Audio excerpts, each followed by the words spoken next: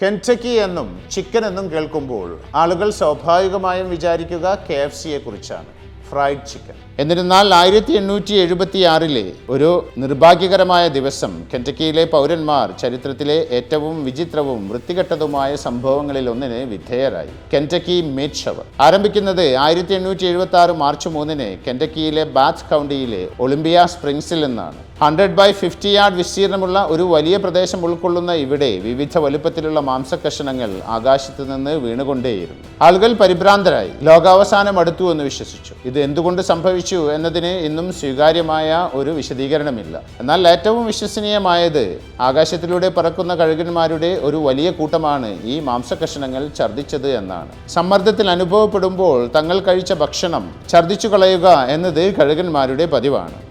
കെൻറ്റക്കിയിലൂടെ പറന്നപ്പോൾ ആകാശത്ത് വെച്ച് നടന്ന എന്തോ സംഭവത്തിന്റെ കാരണത്താൽ ഇങ്ങനെ സംഭവിച്ചിരിക്കാം അത്രേ. രസകരമായ മറ്റൊരു സിദ്ധാന്തം മാംസങ്ങളുടെ ദൈവം അന്ന് രാവിലെ കെൻറ്റക്കിയോട് കോപിച്ചു എന്നതാണ്.